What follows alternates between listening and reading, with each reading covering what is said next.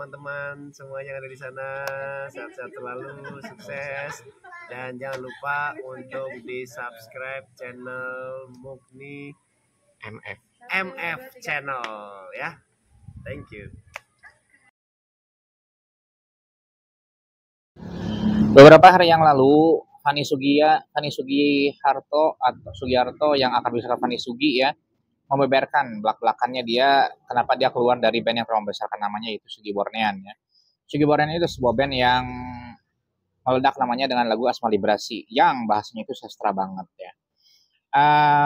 Antara lain dia menceritakan bahwa kondisi band itu yang sangat gak kondusif, yang sangat gak enak, bahkan yang paling tragisnya itu adalah ketika dia harus tetap manggung dengan kondisi dia masih berkabung atas meninggal sang ibunda. Ya, dengan bahasa yang gak enak juga. Ya, tentu itu memang nggak bisa dibiarkan ya.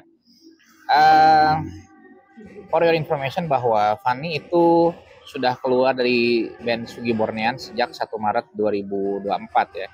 Dan sekarang Sugi Bornean juga sudah punya vokalis baru, namanya itu Safriska kalau nggak salah ya.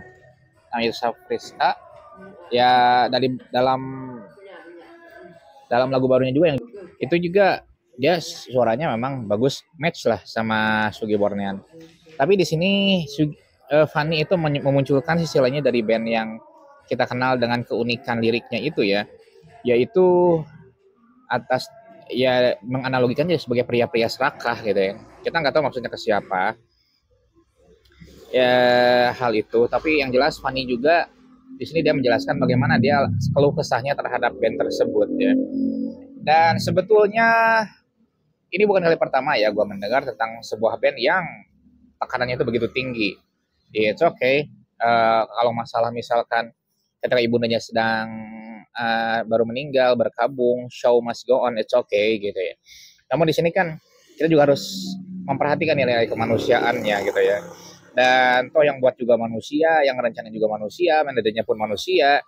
Ya kita harus tanya apakah dia itu sanggup nggak melakukan sesuatu hal yang dia perintahkan ke orang lain gitu kan.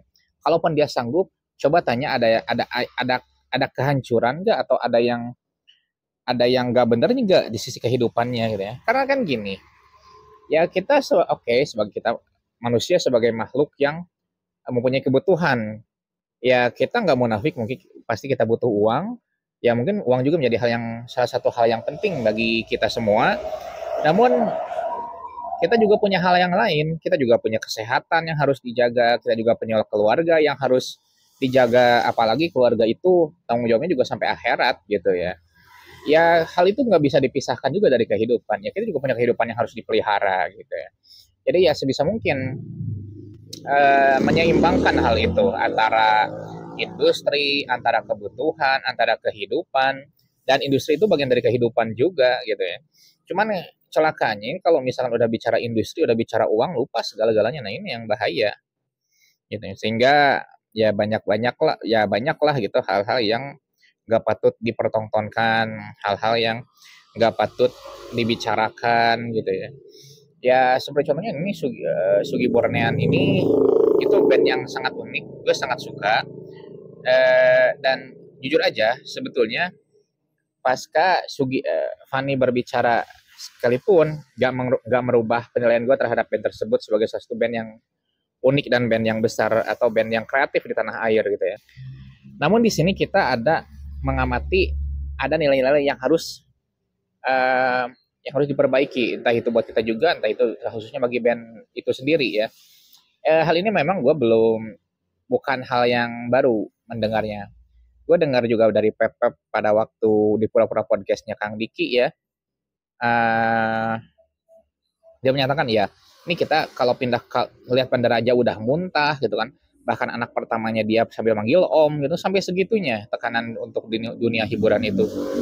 Dan ini ya mungkin ini masih agak wajar sih ya. Teman gue ada yang bermain di Juicy Luisi ya.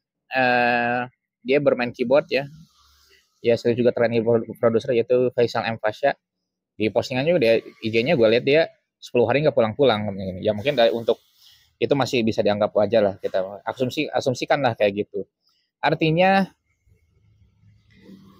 ini adalah berbicara tentang kondusivitas bekerja, kondusivitas di mana kita mencari nafkah gitu ya. Ya oke, kita berkarya, tapi kita juga pasti nggak munafik bahwa itu adalah salah satu alasan berkarya ya untuk mencari nafkah juga gitu ya. Namun di sini kan tentu butuh kondisi yang suasana yang enak, suasana yang nyaman gitu kan ya. Meskipun gak nyaman-nyaman amat, tapi ada sisi di mana bisa dinyamankan lah. Minimal kan kayak gitu. Tapi ini di postingan Fanny ini, dia mengindikasikan tidak ada kenyamanan sama sekali, hampir sama sekali tidak ada kenyamanan di tubuh Ben Sugi Bornean itu gitu. Sehingga dia memutuskan untuk keluar, dan gue bisa mengerti bagaimana alasannya keluar. Meskipun ya kita pasti mengakui sebagai penggemar sebagai pengagum musik Sugi Bornean bahwa ya Fanny itu adalah ikonnya gitu ya.